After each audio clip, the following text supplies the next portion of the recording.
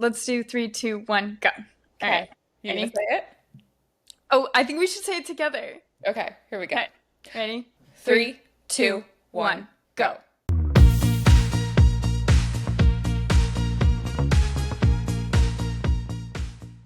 Hi, I'm Reba, And I'm Katie, and this is What About Bob's? a podcast about friendship first, Then movies. and if we're lucky, a bob on top. Yes. Hi, Reba. Hello. Hi. How are things going over there? They're going. They're going. Thought we were in spring. We have to do the weather. We have to do the weather Weather report really report quick. first.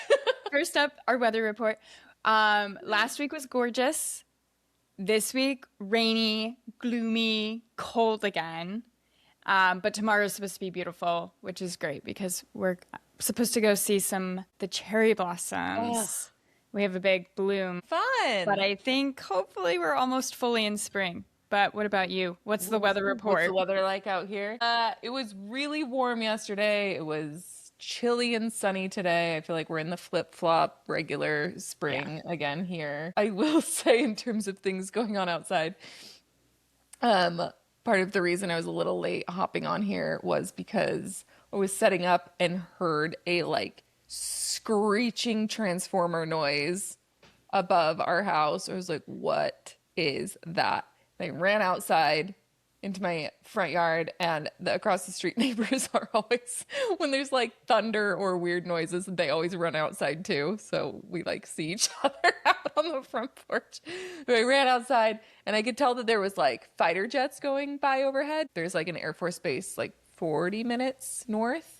But they're not like down here very often. And I was like, that was crazy. And then like 5 minutes later it was again. And I like peered out the bathroom window and I could see one going directly over the house. And I was like, what's happening? And Ryan was like, there's a soccer game where Lionel Messi is playing at Okay. the Rio Tinto Oh, Stadium. So he was like, I wonder if they like fly him over the Rio Tinto Stadium sometimes for big games. And then inevitably the Nextdoor app like lights up with people being like, what was that? Did anyone hear that? Very exciting though. very exciting. Gets the blood pumping. Messi's in town. Wow. Messi's in town. Yeah. Also, we know that I am a hockey girly at this point in our lives. Utah got a hockey team last year before last.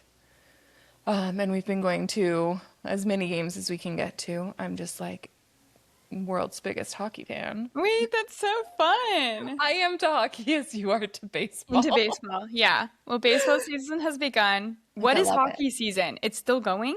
I don't know. No, it ended, but the Utah Mammoth, this is their second season as a team.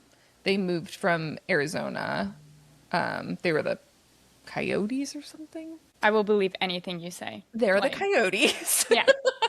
They moved here. They were just Utah Hockey Club for the first season, and then they got named the Mammoth.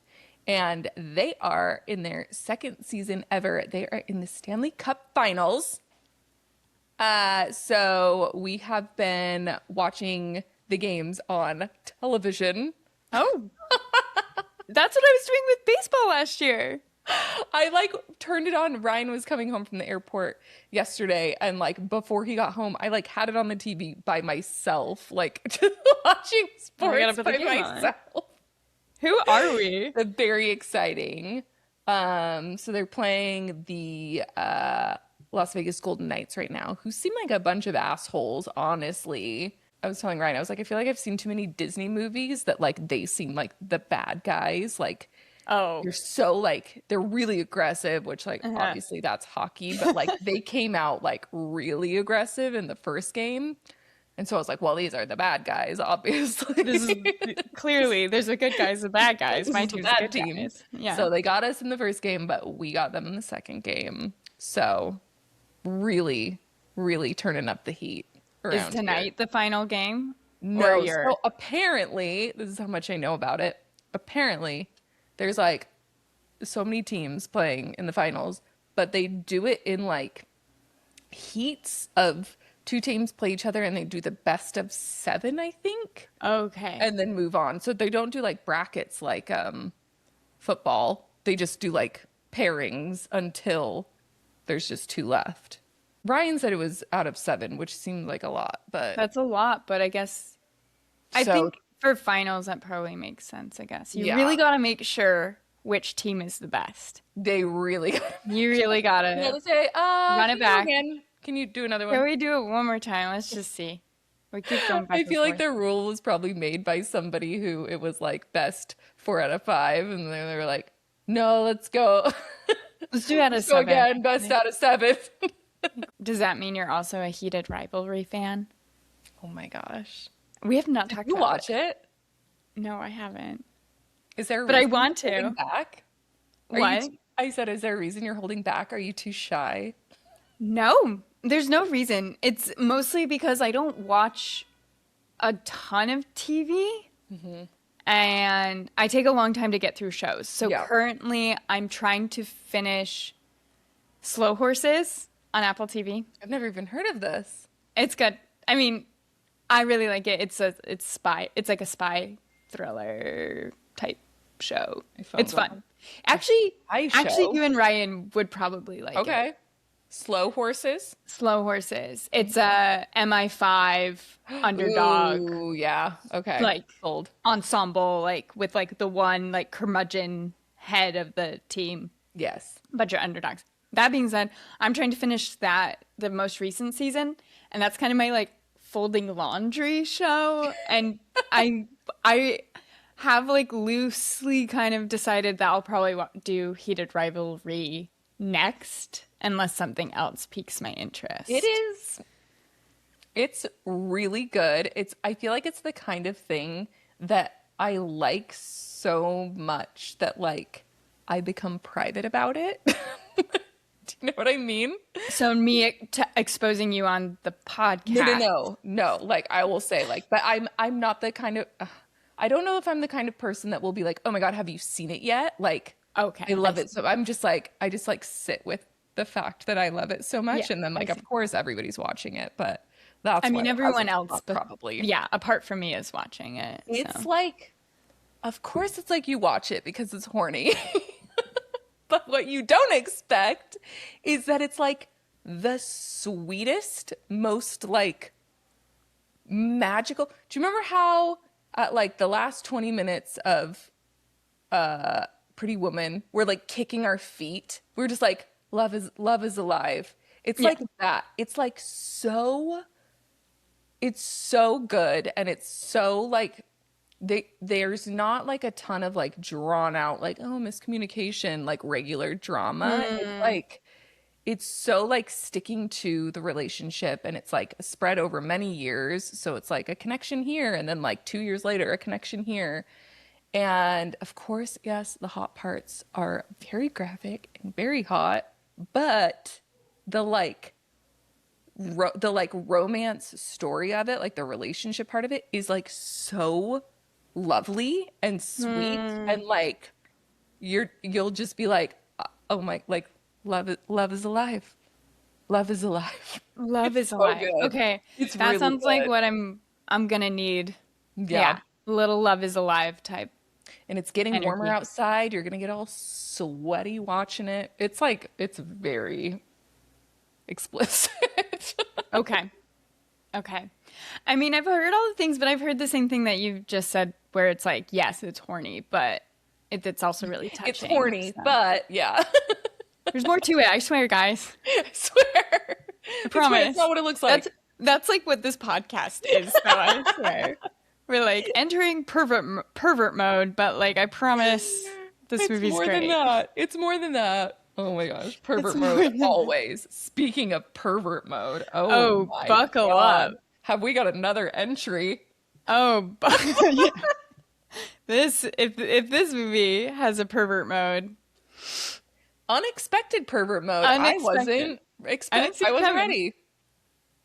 I did not see it Really coming. crept up on me. This week's episode is The Green Knight, 2021. Written and directed by David Lowery, starring Dev Patel, Alicia Vikander, Joel Edgerton, Sarita Choudhury, and Ralph Ineson as the titular Green Knight. What a ride. I feel like Legend, if anything could prepare us for this, it was Legend. I actually think we did it once more, a perfect pairing of three films. Yeah.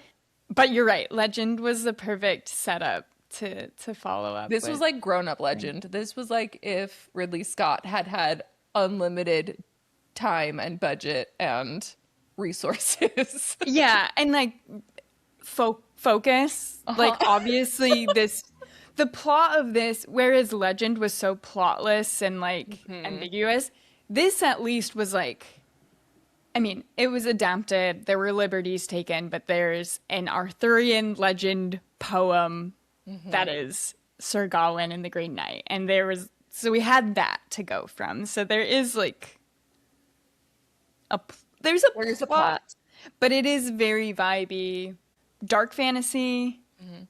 It's great. I loved this. I feel like this hit something for me. I read criticism, like I see the criticism. I understand. I don't think this is like the perfect film for everybody, but for me, I was like immediately in. And this is like why like I probably wanted to watch Legend too, is I do like being told a story. Yes. Yeah. And that's how this starts. We see Dev Patel sitting and we hear the narrator saying, I'm going to tell you a tale. I am like so sad for that. I'm like, okay. Tell me a tale. Yeah. The epic journey, that kind of stuff I really enjoy. It was so cool. I think for me, and the medievalness of it, I Yes. really liked. Yeah. So.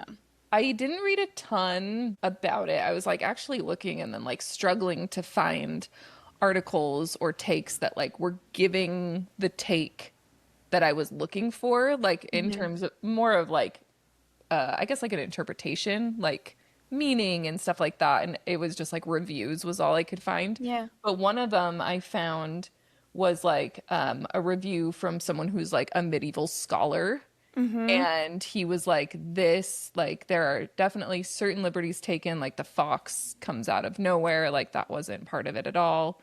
And I guess in the actual story, he was a knight, and in this, he's not yet a knight. And he's like, I'm not sure why they did that. But he was like, other than that, like tonally, this is like the most faithful to like a medieval tale I have seen. Like in terms of like the weird vibes and like the themes and stuff like that. Like he was like, this, like, I loved this, and this is like what they wanted it to be. This is what they would have wanted the movie to be.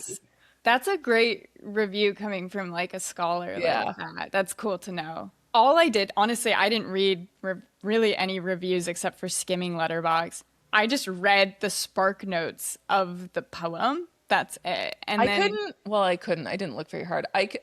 What I pulled up to read it was like in the like Middle English. Like, oh not, yeah, I pulled up the not spark English. notes. I was like, just give me.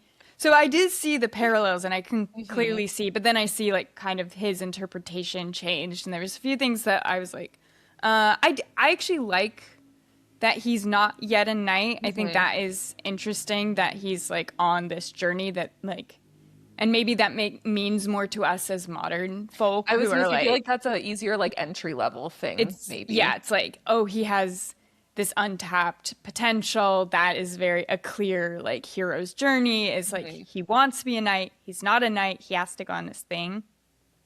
And then the only other thing I kind of understand about like Arthurian legends in general is there's this kind of tension between Christianity and like those kind of like morality tales and also mysticism and like witchcraft and paganism. And I think that is really interesting in this, right? Is that there's that chivalrous knighthood, like, I want to be a good guy. What does it mean to be a good guy?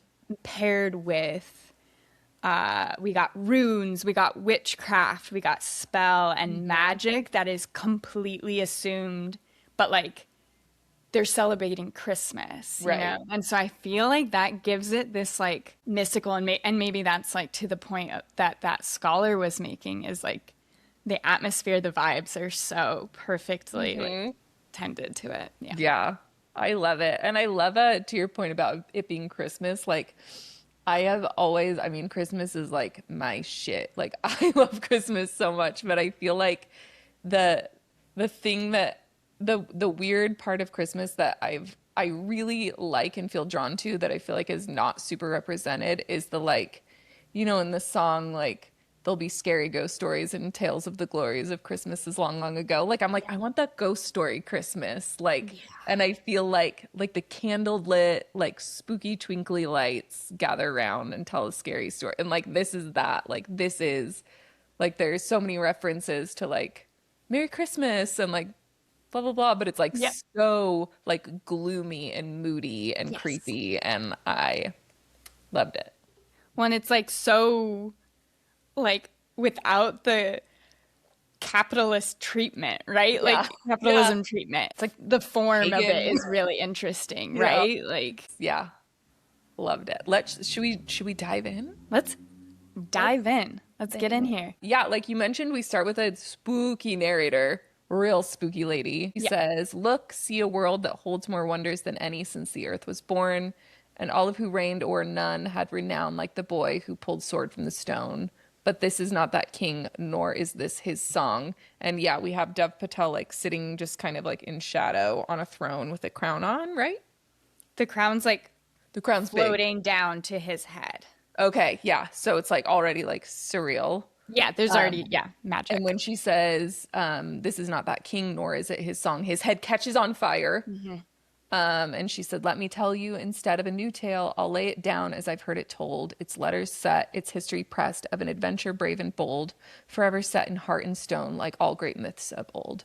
And then we just hop to it. It's like this move, the editing and directing and like cinematography is so interesting and weird and cool. I wrote, it's like, it feels like if Wes Anderson directed The Witch. It's like Yeah. there's so many like squared off shots and Yes. like just letting things happen while the camera's not moving. And I feel like It's the stunning. type, like the like title type I fit loved all the titles over and coming up. over. It's so sick. So in this part, it's like we're outside, it's snowing, it's dreary, we're in like a medieval village, and we hear like spooky strings being plucked and church bells, and it's cutting between like the title of like A24 Presents and then cutting back, and it's doing it so many times, and after a minute you realize that like something in the background is on fire, like a building is on fire. And as that happens, we pull back in through a window and we are in a brothel with Dev Patel. Yeah. He wakes up and I think he says, "Is it Christmas?" Somebody says, "Is it Christmas?" Alicia Vikander splashes water on Alicia him in Vikander. her cute little pixie cut. Her She's got the name's tiniest pixie cut. Essel. Yeah, It's so she's cute. freckles in a pixie cut, and she goes, "Christ is born." Oh Is yeah, the yeah. thing. And then Christ he is born. goes, "Christ is born," and like grabs her all cute, and they're They're flirty, romping. romping around. They have, dare I say, a very pretty woman relationship. She is like giving it to him. She is not afraid. She says, "Are you?" He says, "Is it Christmas yet?" And or is it Christmas? And she asks him if he's a knight yet. So she's giving him some shit. She leaves. He's like following her and trying to get dressed. I feel like this is like kind of a common theme. Is she like knocks him down kind of in the hallway and says, "Get up." And he says, "I'm not ready yet. I'm not ready." And I feel like the like "I'm not ready" is like kind of a common thing. And then we cut to the title that says film adaptation of the chivalric romance by Anonymous. And then he is riding on a horse. There's church bells. He brings Essel up onto his horse with him. She's a cute little scarf with like bells sewn onto it. Like very cute. She's so pretty, even in her I love her. Yeah, she's so like cute. slum outfit. And then we cut to the title says Sir Gawain and this is the one where it's like pop, pop, pop. It's like all different fonts, right? Yes, yeah, It's like I they think couldn't so. choose. It's like 15 different ones where it's like Yeah. just like switching. It's very, very cool.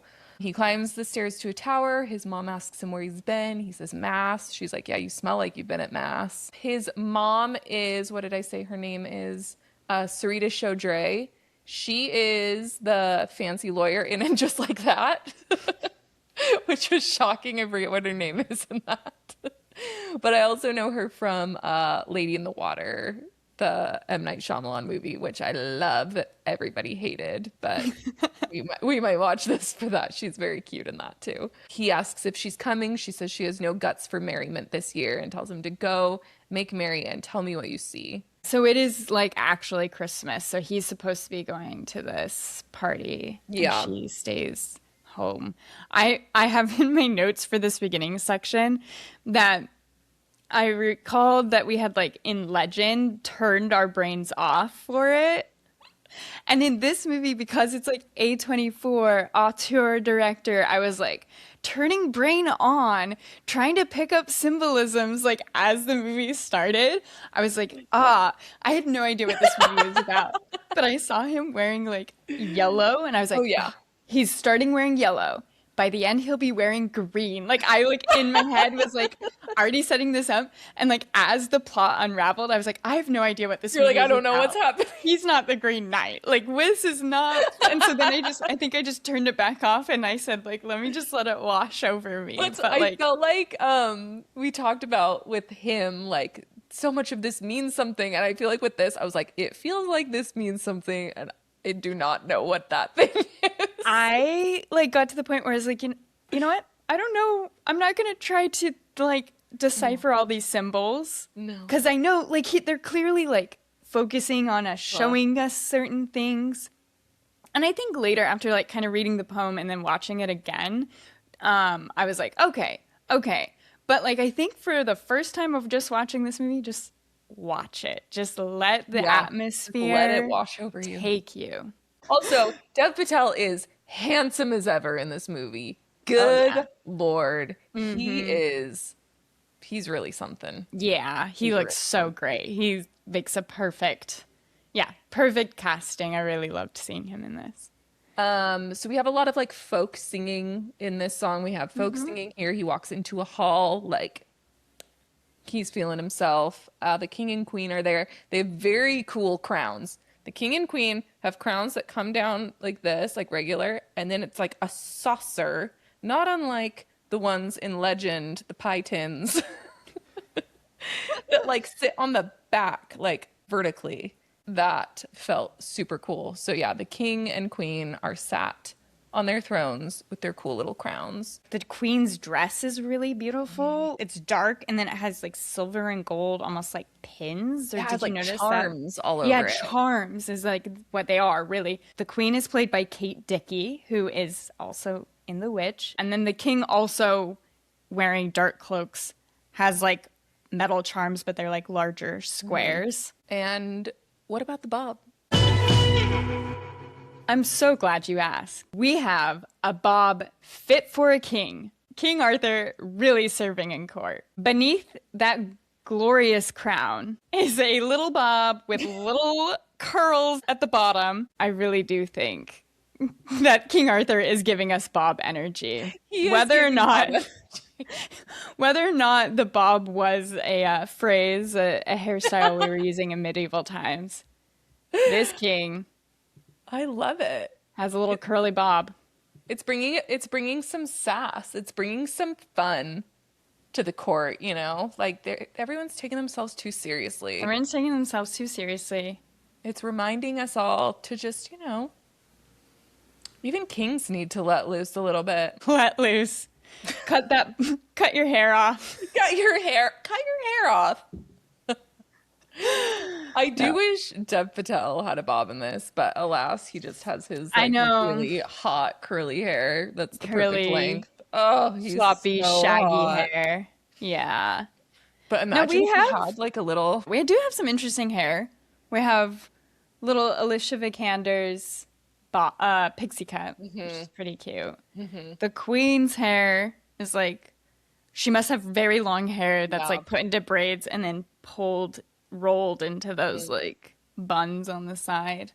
We have some fun medieval hairstyles. Some fun, and we have another bewitching hairdo, I feel like, coming up in the second half of this movie, similar to our Suspiria bewitching bob. We've got an enchanting sculptural You're Sculptural right. updo. We do have a sculptural updo coming. But yeah, our King Arthur is Sir Gawain's. Yeah, Sir Gawain. I think they're calling him Sir Gawain in the Sir is the Gawain. pronunciation I was hearing. Is Sir Gawain's uncle is the king, who I think is presumably King Arthur, um, based on it being Arthurian legend. And he's having a Christmas party. Having a Christmas party. Yeah, he asks where his mom is. He says she wasn't feeling up for it. I feel like we cut to the mom a couple times, and this feels a bit Dunian to me, what she's up to. She's like in a tower with some other women. They're like in a circle. She ties like a strip of gauze over her eyes and is like casting runes and doing something very weird that feels like it's like informing what's happening Yes. here kind of, but I don't know how. Like kind of feeling like it feels like Dune makes a lot of sense because from reading who this woman is in the poem, Source material. yeah, the source material, this is supposedly Morgan Le Fay, Oh. who is like a main character in these legends, Yeah. and she plays Sir Gawain's mother in this movie. But according to the poem, I think she's more just supposed to be his aunt, Okay. so still related to the king. And But she's usually like she's nefarious, isn't she, in like legends? yeah, so she, according to like the Sparks notes I read for this, she's the one that sends the Green Knight on the errand. So Yeah. so like for what he's about to do, she's doing it. So that's how I interpreted the scene where we see her kind of doing like a spell or like Yeah. casting It does something. feel like, yeah, what Yeah. she's doing, like as she's doing it, it's progressing in the hall Yeah. until we get the Green Knight. So yeah, it's she's up to something. And then now we get, what is this? Like 15 minutes later, the finished text. The first part was Sir Gawain in, when it was like all the 15 different texts. We get the finish of that, the like ellipses, the Christmas game. Which, did you read the Letterboxd review that was like, this was before games were invented? Like like that's not a game. That's just borrowing something. That's just The king tells Gawain, Gawain? It's Gawain, right? Gawain. He tells Gawain, like, I recognize you, but I do not know thee. Tell me a tale of yourself. Gawain says, I have none to tell. The queen says, none to tell yet. We cut to the mom doing some more spooky stuff with bones. She's like throwing bones into a circle. The king's making a speech about how he's so lucky. He loves everybody in the room. Let's honor somebody by hearing a tale or seeing a show. Like regale me with a myth. And then the mom has a letter in her hand, and she like puts it out and then lets it go, and it's just floating in the air, and then it catches on fire, and then that's when the doors swing open in the hall. I love it. I'm like here for all of it. I think it's cool. I think it's fun way to set up the relationship between Sir Gawain and the king, because Sir Gawain's kind of like, yeah, I'm your nephew, but he has this kind of demeanor that's like, who am I? I shouldn't be sitting up here with you. All of these other knights in the room have fought for you, are way more interesting than me. And the king says something like, but you quested from my Yeah, sister's womb, so you should basically ultimate Nepo baby right. treatment. They ask him what Sir Gawain sees when he looks out at the other knights, and he's like, I see legends. And so you already see him kind of putting himself below these other knights. He's kind of like, you know, not serious, not these guys, but there's this switch as they're talking into like, maybe I could be interesting. Maybe I could have a Yeah. legendary tale to tell. So I think that's like, I loved the setup. I Yeah. loved that character I setup feel for like him. it's giving a bit, just listening to what you're saying there, like it's giving a bit like when you're like not a serious person. Did you guys, I forget if you guys watched Succession? Oh yeah, I feel love like he's giving Succession. like Kendall Roy a little bit. Like he's like really insecure, but also like trying to like front like he's this like big like has confidence Yeah. and stuff, but he's like really insecure and like has no sense of self and like he's like looking for an opportunity like to be great. Earlier, like you were saying, he's like, not yet, not yet. I'm not a Yeah. knight Yeah. yet. And I don't have a tale.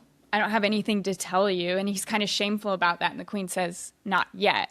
And I feel like this is his moment thinking, like, well, maybe that yet, maybe Yeah. that stuff will come to me sooner. So, which is important for the next scene. So the doors blow open. It's super backlit by the outside, but we have a figure on a horse. They all stand up with their swords. They're like, who the hell is this? He dismounts. He walks in. It's like all thuddy and heavy. Like he is like a big figure. And he's holding, I think he's holding like a bough of holly over his head, which also felt symbolic of something. Yeah. You can kind of see his face, but not really. But like his head is like taller, like maybe there's a crown or something. And he reaches a letter out to the king. The queen takes it. And then like the light dramatically changes here. There's so many lighting changes. It's so cool. You know the scene in what is it, Drive, when they're in the elevator when he kisses her and it's like the light turns into like studio lighting all of a sudden. It's like that. It's like it'll come out of nowhere. It's like very, very lit. But out of her mouth comes a spooky voice that reads the letter. And it says, "O greatest of kings." It's like, "Oh greatest of kings." Yeah, it's like demonic sounding. "Indulge me in this friendly Christmas game." Again, games had not been invented. "Let whichever of your knights is boldest of blood and wildest of heart step forth, take up arms, and try with honor to land a blow against me. Whomsoever nicks me shall lay claim to this my arm," is what I have written. Is that right? I think it is arm, but it means this big axe he's Oh, holding. okay. Oh, yeah, he has a huge axe. "This, my arm, its glory and riches shall be thine, but thy champion must bind himself to this. Should he land a blow, then 1 year at Yuletide hence, he must seek me out yonder to the green chapel 6 nights to the north. He shall find me there and bend the knee and let me strike him in return. Be it a scratch on the cheek or a cut on the throat, I will return what was given me, and then in trust and friendship we shall part. Who then is willing to engage with me?" So he's laid out the rules. Why the fuck does Gawain do what he does next? I'm telling you, because they've set him up for this. They set him up. They've set him up. They've said, you don't have a story They yet. said you could be great. You could do this.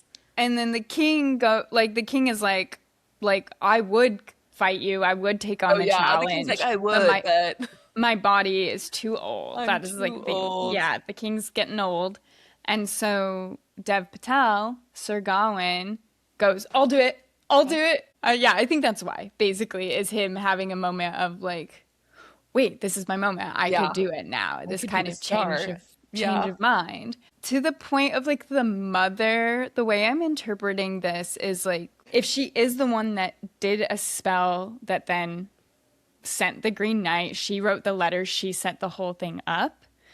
The way she treats him and the way she's like very caring for him, I don't think she's setting him up to fail. Like, I think this is her way of like, I need my son to get up and do something with his life kind of thing. And this is her gentle, like, test that she's Yeah. like set. Gentle's not the right word, but this is like a motherly, like, I want him, He's like shoving him out of the nest, pushing like, him out of the "Do house, this." go. Yeah. So she's trying to Like, like bring a challenge to him since he's not seeking them out. that's my interpretation, is like, if she's kind of the one actually wielding this, which is how I watched it this second time, is like she's the mastermind maybe that's getting this ball rolling, and the king is like her brother, and maybe is also like, let me give him some words of encouragement. How do we get him to like get up and take on his legacy, right? Hmm. He says he'll do it. And then the king asks, "You understand this challenge? Like, you sure?" And he goes, "I do. I think I do. I think I do. I think I do."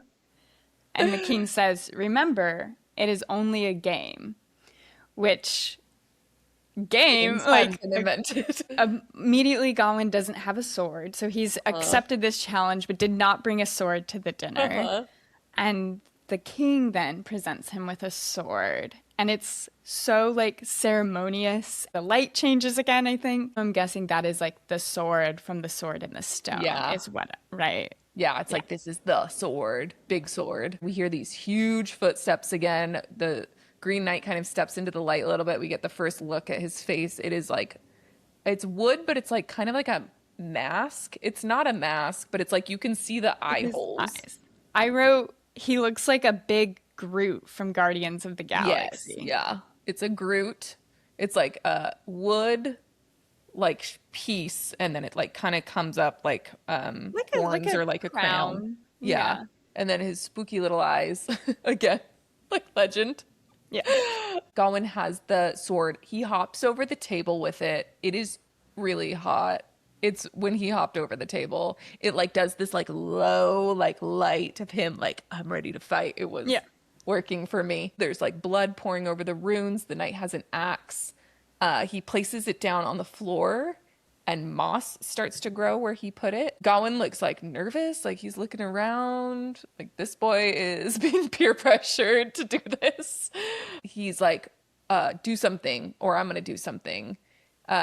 He obviously doesn't say it like that, but the Green Knight like kneels in front of him and he's like, what am I supposed to do? And then he like turns his head, like kind of like presenting his neck to Yeah, him. the Green Knight. Yeah, exactly. Yeah. Presents his neck. And And Gawain's angry. Like he's like, "This isn't what I was he's like, I expecting. don't This like isn't a this. Yeah. duel." Yeah, he wanted a duel. He's mad. He's annoyed. He takes the sword Yep. and whacks his head off. He just cuts it clean off. And I feel like that's when the mom takes off the blindfolds. Yes. The Yes. head comes off with blood. He's like, I did it. I did it. The king is like, congratulations. Like, we're Everyone proud of starts you. Everyone's everyone cheering. starts clapping. Yeah. Oh, Which well, first he gets up. yeah, The the Green Knight gets body up and gets up. Which picks up the how head. bummed would you be if you were going and you just did this and he said, I'm gonna do whatever you do to me back to you, and then his headless body stands up. Oh, heartbreaking. Yep. Yep. So he And gets then up. Um, but there's this unsettlingness of, is it a game or not? I yeah. think is like, what does a game mean again in this? He picks up his head and he says, 1 year hence, and then starts like cackling as he Yeah. walks back to his horse and then like rides out on his Yeah. horse. Oh my gosh. Then we cut to, we have another title card. It says a 2 quick year. So it's a year later. We have like an old timey puppet show, which I love these things. Yeah. I love it. Where it's like the little box with like someone behind it, like moving it. And there's like a group of people watching it. And it's him, it's Gawain like cutting off the Green Knight's head, and like the head of the puppet comes off and like little red fabric comes off. Yep, everyone's spreading this tale around of his Sir glory. Gawain and the Green Knight. Yeah. We cut to Essel in bed with Gawain. He seems a bit traumatized. But they're like joking around, and then she says something about like, what did it feel like when you did it, right? She's like, what did it feel like when you cut his head off? And he said it felt like cutting a melon. And she says, well, what does cutting a melon feel like? And he says, like nothing, like cutting nothing. And then she like makes a joke about like, you have all the riches and like the most famed man in the land who can't get it up, she says. So he is traumatized. He is scared. I think he's just scared. I He think is he's like just stressed scared, about for what's going to sure. happen because he doesn't know if it's real or not. Well, he acted so like rashly, right? Like Yeah. he just like acted out of impulse, trying to be a big man, and now Yeah. he's like, what He's have I like out gotten of his myself depth. into? Yeah. So then we cut to he's in a bar, he's eating. Someone's like, "Oh, you're the famous Gawain. You took on the Green Knight with his own axe." So it's like getting spun already. Like the story is not quite true. And then somebody in the bar calls his mom a witch, and then I think we cut to them fighting. They're like in the street. He's fighting with the Yeah. guy, beats him up, and then he's just standing out in the street, and then we see a snowfall, and this is like presumably the first snowfall, and he's like, "Uh-oh, It's winter. Yeah. it's winter, it's a coming." Now he gets home, the king is there waiting for him. He says, "What will you do when Christmas comes?" Gawain says, "Is it not just a game?" And he's like, "I don't know." I think the interesting tension is because I'm just so fascinated with his like growth as a character and what he's like trying to figure out about himself. When he talks to the king, the king's like even if it is just a game, it's not complete yet. Like you Right. haven't done the second half. And he is asking, why are you holding me to this? Why is it so important I do this? And the king says, is it wrong to want greatness from you? And then he says, I fear I am not meant for greatness. So you have this kind of pressure from his mom and the king, his uncle, who want him to be great. And he has to like, okay, is that what I want? Do I want to be this honorable great knight? And then you're right, we cut to a scene with Essel and he's telling her, I have to do this. I'm getting ready to go out again for the second half of the game. And she doesn't want him to go. And he says, this is how men become great, though. Like, I need to do this. This is something that's important. And she says, why greatness? Why is goodness not enough? Which Lizzo said in Truth Hurts. Why good men always gotta be great. They do. And so he's, I think, grappling with defining what it means to be either a great or a good man and which one does he actually want to be, because it's almost like his mom and the king want him to be something, but Essel's happy with him as he is and she loves him. While this is happening, I think we also just get the montage of some women making textiles and his mom making a rune and kind of making this like blessing of protection into, I believe it's called a girdle, but it's like a belt, like a It's green like a little, textile belt. And the mother gives him that and says as long as he wears it around his waist, he will not come to harm, because she's sending him off. And he's still obviously really nervous. And she's like, I promise you will come back. Just wear this thing. And she ends it by saying, boy, do not waste this. So this journey, whether or not it's just a game, whatever that means, it is very important. Yeah, an opportunity. So he gets all his stuff. He's got his girdle. He starts riding off like a dirt road, and we're like the camera's ahead of him as he's riding towards us, and like the castle's in the background. There's some kids following him, like Gawain. Like a farmer walks by, and this is like, it's like similar to Legend, where shots would take forever, but it's like I could have watched this forever. They're Like, atmospheric painting. it's like one of those backgrounds shots. that comes on your TV. And you're just like it was so engrossing and so beautiful. And he's just like on this horse, like riding, like staring blankly for like probably a minute. And then we get like a flashback of him and Essel, I think, in the woods together. And she is like, her accent is, I feel like the only other accent I've heard, this same one, is the maid in Secret Garden. Like, I thought all girls like to be tickled. It's like, it's so like country. I think it's supposed to be like low class, but it's so interesting to hear this coming out of Alicia Vikander's face. But she's like, what if I wanted to be a lady? And he's like, he's being kind of like avoidant, not mean, but like kind of looking away. And she wants to be with him. She wants to have his ear and his heart. And does he respond, or is he just being quiet? Well, she says like, "Don't you want me to be your lady?" And he's like, "Why would you want to be my lady? I can just give you more gold than a lady even has." Yeah. And she goes, "Like you said, I want your ear though. I want your heart, your hands. You will be a king and I your queen." Hmm. And I was just like, this is so Pretty Woman. Like, she's like, Hmm. I don't want the condo and the Just want car you. in New York. I want to be with you and want to live Mhm. a full life. And she has the saddest face. It broke my heart to see her being like, oh, you don't care Yeah. about me enough to make you a Oh, and lady. she like grabs his face, right? His chin, and She she's like, makes him "Yes, talk I for her love and you." like, yes, Essel, I love you.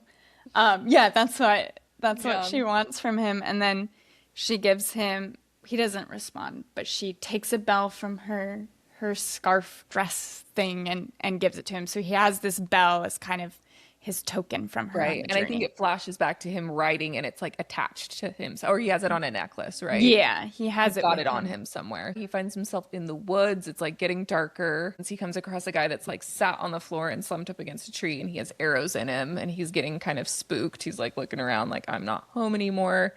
And then we get the title card, A Kindness. And then he rides out of the forest into like a dirt clearing and we get a Barry Keoghan jump scare. He's Barry also Keoghan. acting like he's like 11 years old, right? Yeah. This man is in his I 20s. meant to look up how old he was in this because I'm like, this movie came out so I think he's recently. probably like 22 or But he something. looks so young. It's Yeah, like, like you said, howdy, mister. Like, it's so eerie. it's so Yeah. eerie. It's He's so spooky Barry always. Keoghan in the most like ugh, He's icky, always creepy. spooky. I trust Sabrina Carpenter's judgment, but I don't know. He is so spooky to me. Well, that sounded like it ended Yeah, badly. true. So, True. I just mean for even starting oh, at the beginning. for starting, yeah, Yeah. even I'm choosing like, him in the first you, place. you know some I don't know, but okay. So Barry Keoghan is like he's like a Scavenger. peasant, yeah, scavenger. He's scavenging these dead bodies. It's like a battlefield. Yeah. And he asks Gawain if he's a knight, and he says no. He just doesn't He respond doesn't about being a knight. respond. He says, "I'm a traveler." Oh, I'm a And traveler, yeah. he's He's like, like, I "You have expect a you're gonna want to get in on this. And he's like, yeah." no, I'm just passing through. He's talking so much, like walking alongside him. And then finally he's like, well, where are you going? And he's like, well, I'm on a journey. I have to get to the Green Chapel. And he's like, no way. I know where the Green Chapel is. Like, it's just a day and a half. Like, this is a shortcut. Just follow this. Just enter the woods over here by the creek. And he's like, you're sure? Like, that's a pretty big shortcut. And he's like, oh yeah, like just right down this way. So he starts to ride and he's like, hey, like, don't I get anything for my troubles for helping you? Just like Julia Roberts in Pretty Woman. Don't I get some money for giving you directions? I'm not lost. So he like flips him a coin. And he does like a spooky little like magic trick and the coin's gone. Everything he does is like eerie. And the final interaction, like with, or the final like piece he says before we see him again, is like Gawain like leaves and he's like, "Thanks, man. That was cool magic trick," and like is on his way. And then we just get a camera shot of Barry's face, and he's like, "Remember the stream, 'cause it gets tricky." And then we have like this Tricky. Uh-huh. scary music behind. It's Ugh. tricky. So then we have Gawain in the woods on his horse. Of course, he comes across, there's someone standing in the middle of the road. He goes to turn around, there's someone behind him. He's getting jumped. The scavengers Gets are ambushed. Yeah. jumping him. Yeah. Barry Keoghan also appears. This was his plan all along. These are his friends. They're taking all of his shit. Barry Keoghan takes the girdle. They take his horse. Does he take the axe? He does. At one point, he He's takes like the axe. swinging it around, very They scary. take all of his Like, food, yeah. yeah, And they tie him up, and leave as him they're there. leaving, Gawain yells after him, "Is there really a chapel?" And Barry Keoghan says, "You're in it." Rude.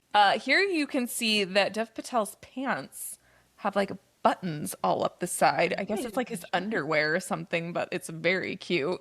He's like hog-tied. And then here's our first example of like a really interesting, I can't believe this movie was made the way that like somebody just let this happen. I wonder if anything was taken out. I thought about that. We wanted to see this beautiful atmospheric scene, leave it in. It's insane. It's trippy and nothing we get like two, I think, full, really slow, like rotations of a camera in the forest. Yeah. And it's really, again, this is probably like a 1.5-minute shot of just like panning through the forest. It's like getting dark. And then it ends with, we are on Gawain and he is still hogtied and he is a skeleton now. Yeah. And you're both like, oh!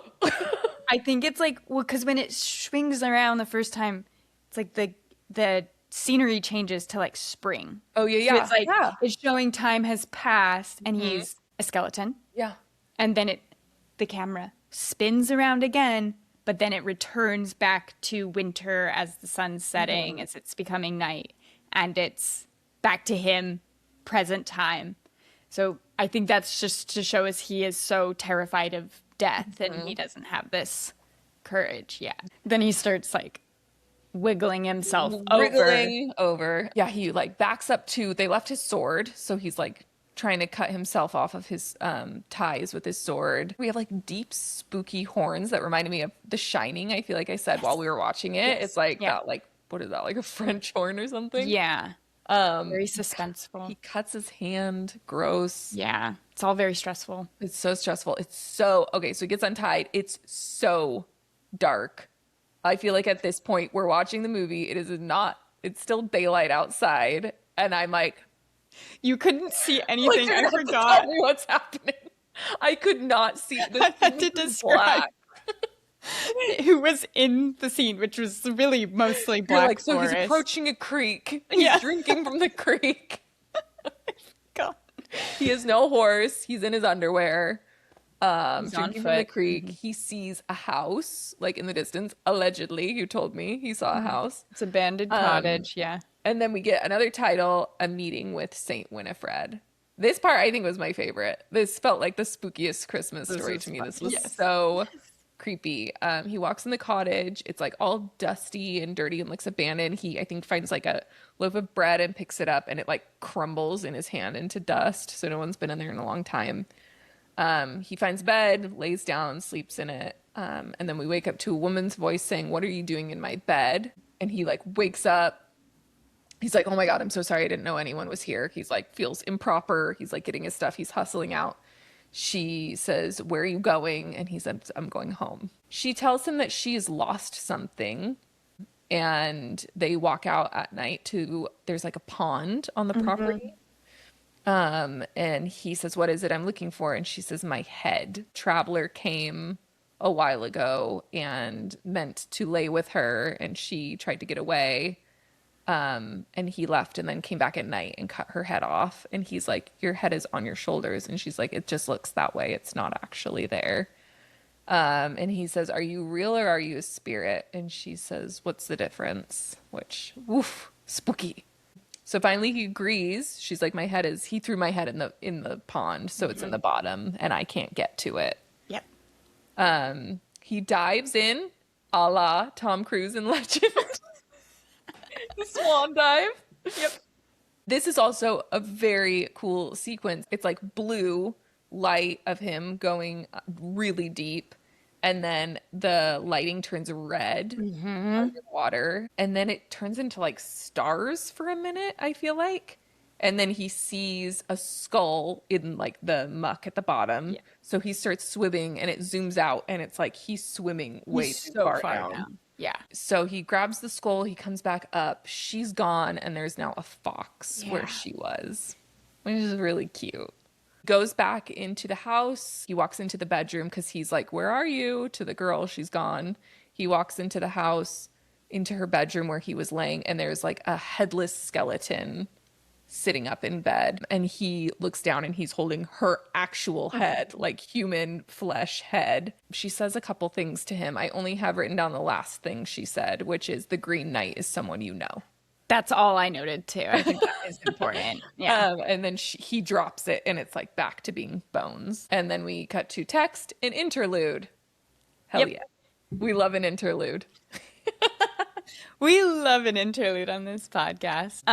So we get another atmospheric kind of landscape shot, misty landscape. So pretty. And to note, at the cottage, once he brought her head back, he could see next to him his axe reappeared. So he was given back his axe. Oh, so I didn't even notice that 2 times I watched this movie. Yeah, so it's almost like the thieves took his stuff, but now he's like on his journey is getting these tests to retrieve his stuff. He's like back. unlocked his axe. Okay. Yeah, so we see this misty landscape and we see Sir Gawain with his axe once more walking. He tries to make a fire in a cave and this little fox appears again and he invites him in eventually and they become friends. So now this fox is kind of hanging out with him. Is his little companion. He continues hiking, falls a la Princess Bride. tumbles down. And next, like, cut to eating some mushrooms, which don't just eat the mushrooms. Makes him sick. But then I wasn't sure if the mushrooms are now taking effect for like the next period of time because what happens next gets real weird. Some weird stuff happens. I really loved it, but it gets real weird. So we're kind of the atmosphere, the weather changes to this kind of thunder and lightning. I'm not sure if he's hallucinating or what, but we see like the Green Knight kind of like standing in profile with like light behind him. And then we cut to Sir Gawain continuing on his journey.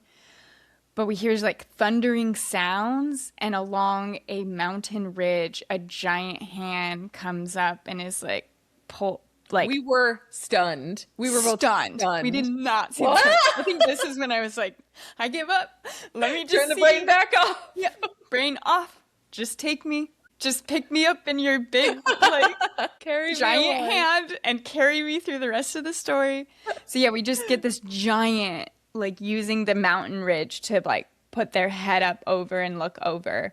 And Sir Gawain gets up higher on the ridge and can just see into this valley. There are a tribe of giant women, bald, naked. One of them has a infant at their breast, like odd, and they turn to him. Odd. Just like interesting, yeah. They all like turn to him and he asks like, could you let a weary traveler ride upon your shoulder or something very medieval, Middle English sounding. The one closest to him like reaches out and he like shudders. He's like, ah! He's like, actually, never mind. And then they all start like vocalizing, like well, I think isn't it the fox like howls first? The fox like goes to defend him and then does like a little like, oh, you're right. And then all of them start doing it too. And it's spooky. And then they all turn away and kind of like stomp slowly off. So what does it mean? Wild. What does this mean? Someone tell us. Someone tell us in the comments. Tell us in the comments.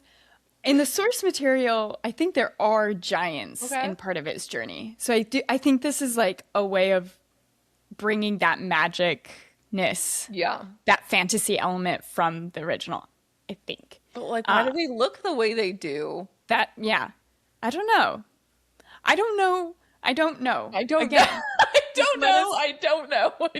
Katie, I don't know why the giant women are there. Need answers. But I believe he follows them, I think, afterwards. But the camera kind of does another artsy trick and flips, and the landscape's above and the sky's below. And then we get to a castle. Living in this castle is a very bizarre couple. We have a lord and a lady. And the lady is played by Alicia Vikander. To him, I guess it's like to mean she looks just like his girl, Essel. But rather than a pixie, she has a sculptural, Yes. gravity-defying updo. Updo. We love it. Quite pretty. She looks very She pretty. looks gorgeous. She has like a plunging neckline. She's very seductive Yeah. and She's very hot. Yeah. yeah, she I looks feel like this couple right off the bat, you know, the like meme or like, I don't, not a meme, but it's like people will write it as a caption where it's like a couple that's like, hey, my wife and I saw you from across the bar. yes. We really Yes. like your vibe. This is exactly what this couple is immediately. They really like Gowen's vibe. And I feel like we were like saying that. We were like, do they feel like this? Are we picking up on something? And then we surely were. We surely actually were. were. This couple is looking for a third and they're not shy about it. No. Then we get the title and exchange of winnings. Yes, yes. There's one more resident that we see in this house. And we don't get introduced. We don't know who it is. But there's a blindfolded older woman, braids, blindfold over her eyes. And she's just always silently in the room. Almost the entire time she is always in the room with Sir Gawain. He is weirded out by her, but nobody else is like acknowledging her. Again, if I'm to reference the source material, Actually, actually, but yeah, I mean, I think this is interesting that she is supposedly also Morgan Le Fay. oh, Yes. just like another version of her. Well, here's this. This is what the poem is saying, is that Morgan Le Fay is also the woman with the blindfold. And the man in the castle in the poem is also the Green Knight. So if Interesting. that is true, that makes it kind of like a little more interesting. Like, I guess the parallels between them Yeah. blend even more because like the title says, an exchange of gifts. We're kind of getting into a parallel game basically with this lord of this castle. The lord and lady, like we said, they're like, you're pretty hot. Do you want to come hang out in our house for the next few days? Oh, you're going to that chapel? It's close by. Just close. sleep over. It's so close. So you could stay over for a few days. Christmas Day, we'll wake Take a you up. shower. So they're inviting him over, promising him the chapel's nearby and he can stay and rest, and they'll get him on his way on Christmas Day so he can make it in time. They know who he is. They've heard all about this Sir Gawain. The Lord leaves every day and goes hunting. The lady is like very flirty and she kind of like hangs out with him a lot. They're like in her library one day. And she, you know, she notices he's looking at the books and she's like, I read all the books. I'll copy down tales that I read, tales that are told to me. Sometimes I make improvements to them. And then she gives him a book as a gift. She's like, it's almost Christmas. Let me give you something. And it's this interesting shaped book that when he opens it, it's like shaped like a heart. Like it's not like rectangular. In exchange for the book, she says, shouldn't you give a lady a kiss for the gift? Shouldn't A kiss and thanks? very poor. That's normal. Yeah. And he's obviously kind of like, well, you're married and that's Yeah, weird. he's a little nervous. He gives her a fairly chaste kiss on the cheek, but there's something there. Something there. There's an energy there. And then she asks if he'll sit for a portrait. Just a portrait, nothing weird. But then she does something really interesting. Instead of just painting, she puts him in a room, blocks out all the light, and opens just a pinpoint of light from the other room to create a camera obscura. Which I was freaking out at this point. I was like, a pinhole camera? Yeah. When were they invented? And I looked it up and it said they were invented in 500 BC. So, Wow. I mean, incredible. like, why yeah. do we have pictures from then? Do we? Well, I think we may not have had the paper because there's like the photo paper is They probably they didn't have developer. well no because I think there's like the Right. paper You have that to like like put it in stop changes too to in- like keep it from Yeah. fading. Yeah. But I think that you can mirror the image through the camera Yeah. obscura, and like wonder. I don't. We don't see the details. She like puts like a wet, like liquid material on a board, and then his profile or his portrait like comes in upside down, and then He's mystified by this. yeah. So I don't know if like the light treatment changed on the whatever she put on the canvas or if she traced or painted on it. I don't know what she does. It's very cool. This gorgeous upside down portrait of him. Oh, and he like yeah, he was like, I have already had my portrait done. She's like, you haven't had one by One me. like this. So he's had an exchange of gifts, a kiss for a gift. The Lord then sets up this new exchange and he says, I'm going hunting every day. What if I bring you home my spoils like a gift from my hunt? And in exchange, you give me a gift, something you receive in my castle. Anything you receive in this Anything you castle receive. while I'm gone, you have to give to me. Like, why would you phrase it like that? Because of the gifts he's gonna receive. He knew. We have then like a really interesting conversation kind of about death. So they talk about the color green. Why is the Green Knight green? And Alicia Vikander's really like kind of holding court in this room and is saying green may be the color of life, but they're also talking about how it's the color of rot and it comes after things die as well, not just when they're living. She has kind of this whole monologue, but she says red is the color of lust, but green is what lust leaves behind in heart and womb. She says he's going to succumb to the green. She says this to Sir Gawain, your skin, your bones, your virtue. Kind of like in an intense, domineering kind of like Crazy speech to have on deck, I feel. Yeah. Like. Putting him And into this his comes place. from the question of her saying, why is he green, do you think? Was he born that way? Yeah. And then she just, launches into this monologue about like, we pull it out by the roots and then the next day there it is creeping around the edges. Yeah. Whilst we're off looking for red, in comes green. It's like there's so much symbolism here again that I'm like, seems like there's symbolism here, but I don't get it. My only takeaway is that there's this fear of death that It feels she's like death is like the only thing I reminding can him think of of. that Yeah. like that's what I was taking from it. Yeah. And then the Lord looks to him and is like, all right, so you're pursuing this hue, this green. Why are you pursuing this challenge? Sir Gawain goes, honor? And the Lord's like, are you asking me? Are you asking me? No. Honor. That's why a knight does what he does for honor, to become this great honorable He's like guy. he's trying to convince himself, it feels like. And the Like, I know what Lord, you mean.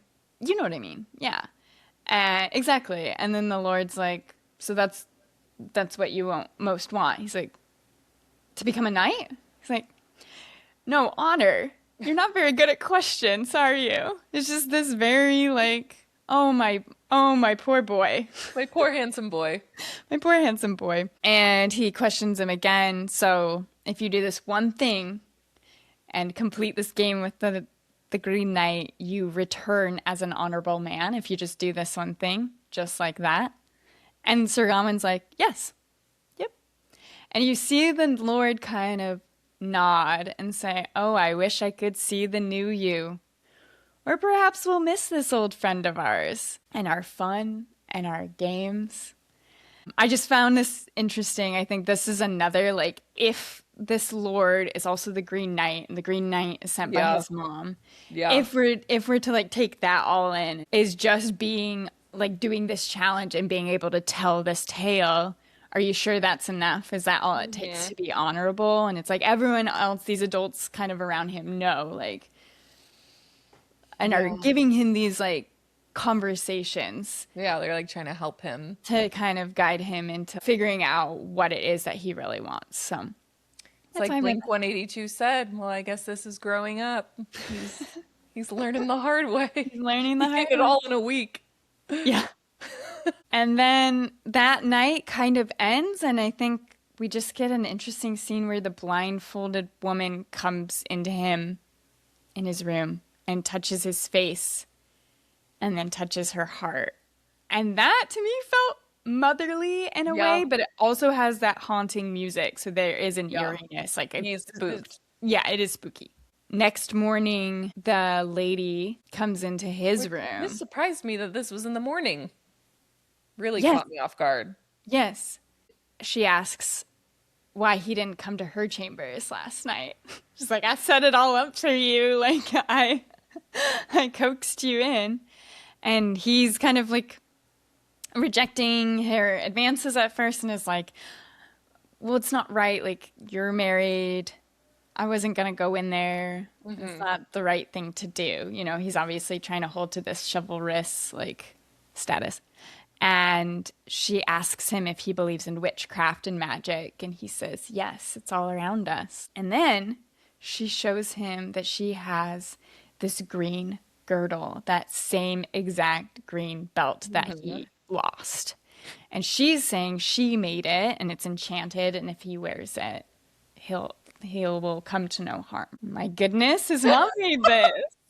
I'm like, so like, how do I describe this? I was thinking that too before. I was like, how do we've never had to like address like jizz in a movie. Yeah, this is a quite explicit For scene. like our families watching this. My family doesn't, but I don't know if yours does. Parent warning. Yeah. It's like it gets like really hot really quickly, like kind of out of nowhere, I feel like. Yes. She is like getting all, so he's like laying down and she's like on the side of the bed, but like leaning over him kind of. Yeah. And getting like really, really close to his face, and we're just seeing it in like silhouette. And she's essentially like, do you want it? Like, do you want it? Like holding the belt. And he's like, I want it. I want it. And she's like, well, then take it. And it's like, they're just like moving. They feel like they don't kiss, right? No. They're just like moving and like breathing. Yeah, and she's just over him. Right. Like, facing him. Yeah. And looking at him. But they're him moving to take they're moving in a sexual way. There is yes, there is sexual movement. Sexual movement. And then it ends and they like come apart, and she gets up off the bed and she looks at him and she goes, "You're no knight." And he looks down. And in his hand he's holding the girdle, but is also holding something else that has happened because of this act. He has reached completion, and it's in his hand with the thing to where I was like, what just happened? Yeah. Like, what act just occurred? I have no idea. Yeah, and I feel like his face is like he also doesn't know what just happened. Yeah, like, he's really shocked. Yeah.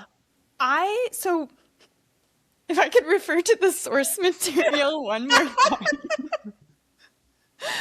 Is this part in the source material? She does kiss him.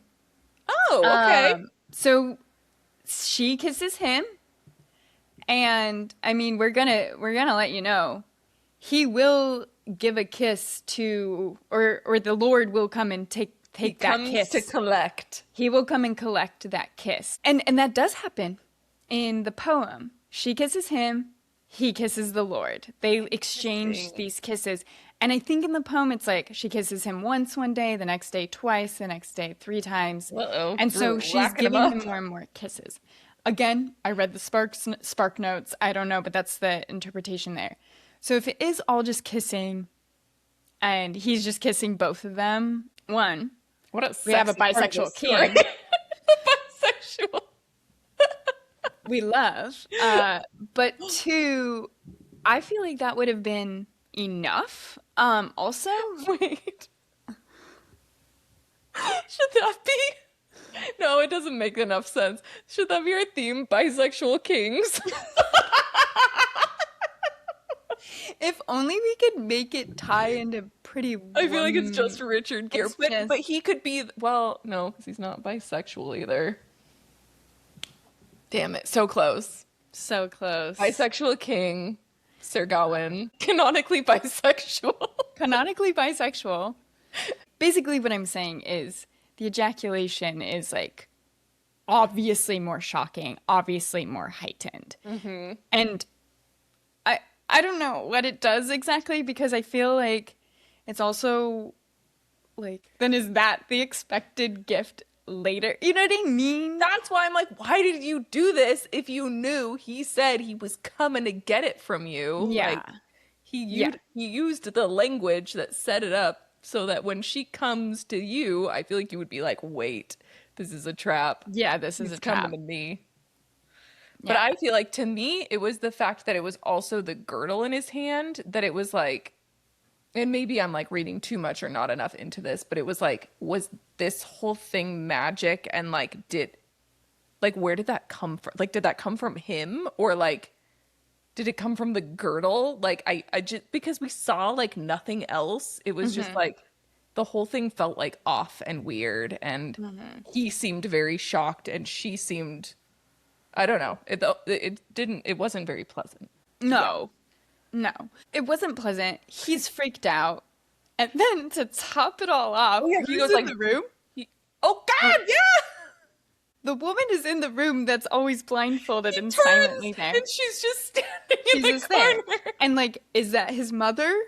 Is that like who is not explained? Whatever. No, we She's never there. know. So he's now been caught with having done this, but he has the girdle now, and he's like, I gotta go. This house. These people are Fails. crazy. Grabs his axe, grabs the girdle, some point gets more dressed and leaves. And then the Lord is returning from his hunt and sees him and is like, oh, wait. He says, "What of our game? Are you certain there's nothing you wish to give me?" And then I'm like, okay.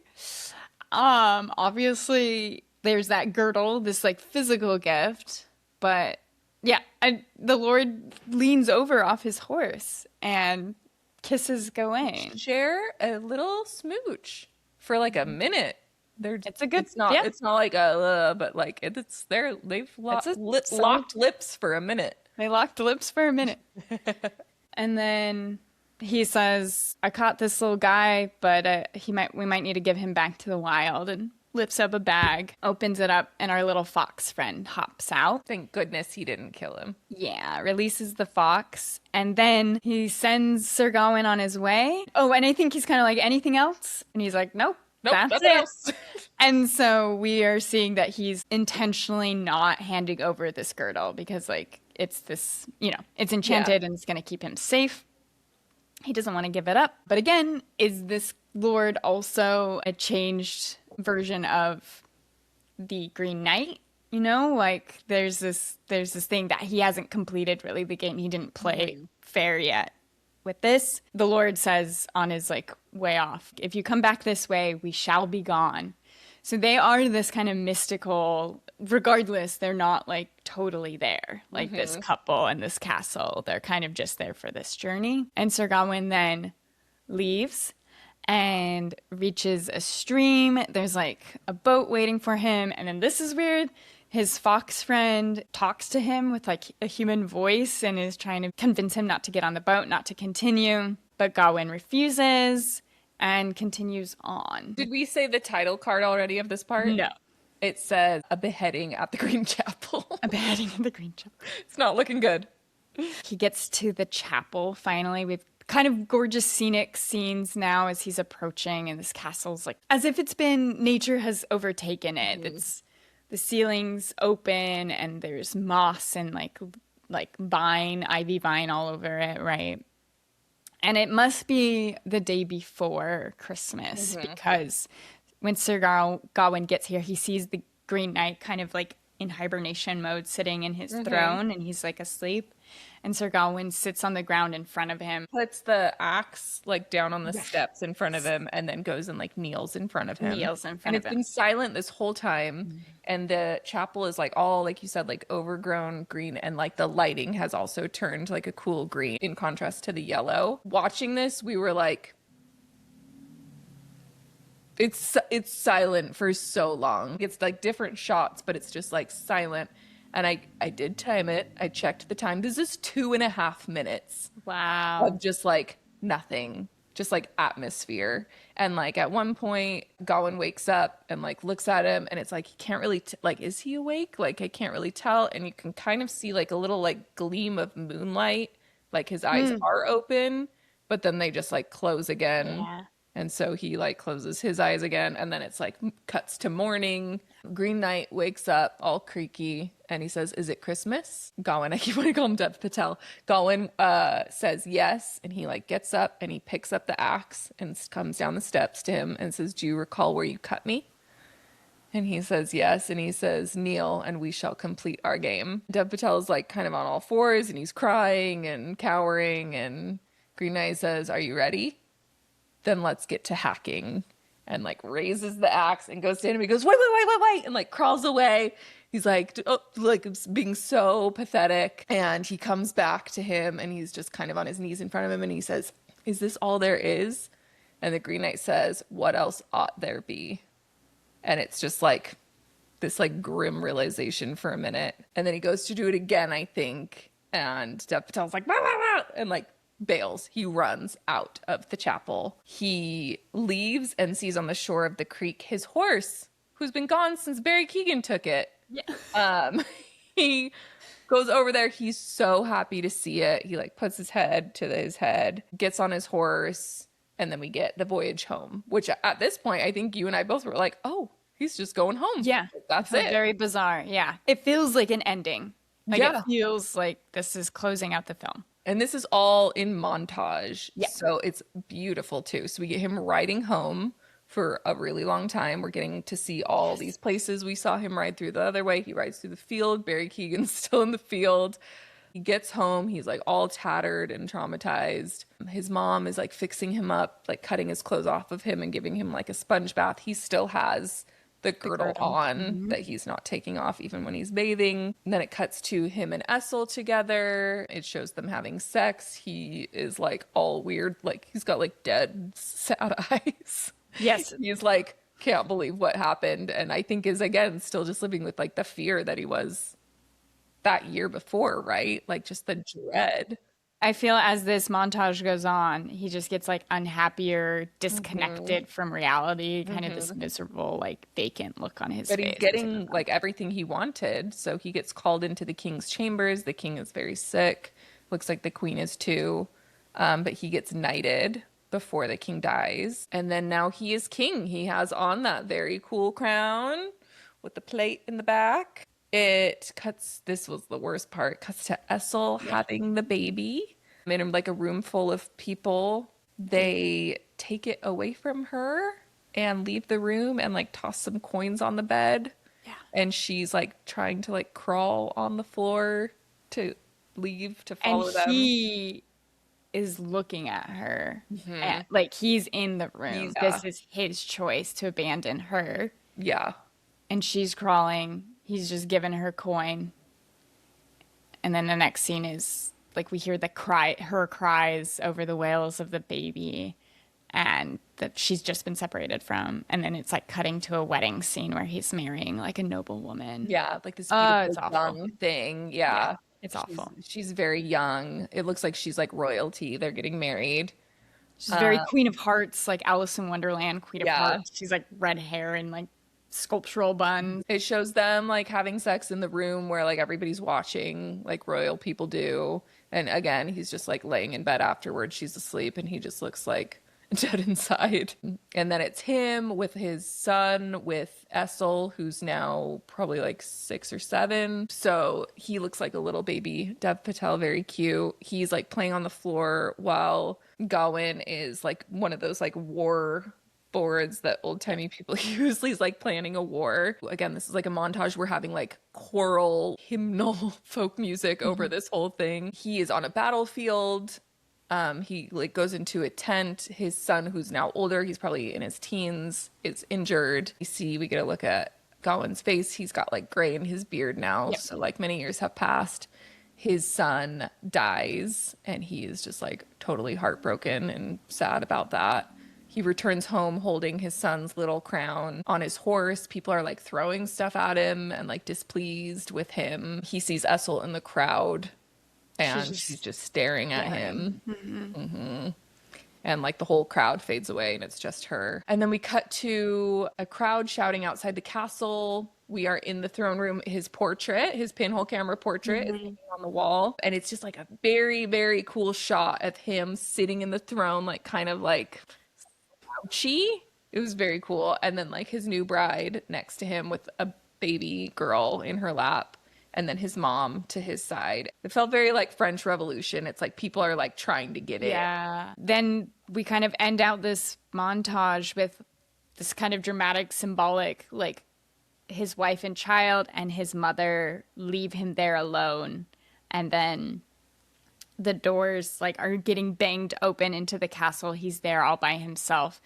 And the music is swelling. It's getting really intense. And he reaches down to his torso and starts to pull. There's like a hole in his tunic, and he starts to pull the girdle, the green girdle, out and off of his body, which has apparently been on him the whole time. And it's like almost as if he's pulling guts out of him. Like it's like part of him, inside of him. And then his head falls off. Like violently. Violently, as if somebody has just chopped it right off. And it rolls down the stairs below his feet. Like he's sitting up tall on this throne, on this platform. And it rolls down. Just that bright red blood. And then we cut to him awakening from this apparent vision. And he's still in the green chapel on his knees. Insane. So we just got this like rushed montage. And I was like, the film is ending. It was like Breaking Dawn Part 2. I feel like we've probably referenced the Twilight franchise like in every episode. Twilight. Or Suspiria. Or Suspiria. It was a vision. But apparently it's given him the clarity that he needs, which is this girdle, if it stays on. Because I think to me what that was symbolizing is he is not courageous enough to remove this safety item, this thing that's supposed to keep him safe. But also, it was the gift that was given to him in the house, and he didn't give it up when he was supposed to. And so it's like has this like double meaning. He's realized this, and he finally removes the girdle and sets it down. Yeah, the Green Knight goes to swing again, and he says, "Wait." Oh, again. you're right. He says, "Wait." Takes it off, sets it to the side, and says, "There, now I am ready. I am ready now." Finally ready. And the Green Knight says, "Well done, my brave knight. Now off with your head." And the game is complete. We get a final title screen that's like very Wes Anderson. Yes. It's like the Green Knight carved into like the trunk of a tree. And it's just like birds chirping. It looks like it's like Moonrise Kingdom. It's like very like summer camp. Cute. Yeah. And that's it. And that's it. There's a post-credits scene. Oh yeah, I saw that too. A young girl is like crawling around on the ground, and she picks up the king's crown and puts it on her head. And then it like finally Which I think this was supposed to probably be his daughter, right? Like the littler kid. That's what I think. I don't know. Is this generational trauma? Do we? Yeah. Passing it down. And that's it. It was so weird. It was so cool and so weird. I loved it. And Dev Patel was so handsome. So handsome. My God. Thinking about this in relationship to Pretty Woman and then Legend. Like, yes, they're all fantasies. And then we're going to reveal the theme later. But another connection point that I drew was that the characters in these movies all have so much potential, and they're all becoming like heroes in their own like stories, right? And I really liked that. I feel like we did a good job in like kind of this kind of classic hero's journey, right? Like we get Vivian wants more from her life and she doesn't settle, and then Jack in Legend like needs to step up and be the hero to save the world. And then we have Sir Gawain, who what he thinks of as a legendary knight is actually quite different, right? It's not just Mhm. like doing something brave and honorable once and then you get this glory. I feel like with all of them, it's like it didn't look like what they thought it was gonna look like, Yeah. but they got there anyway.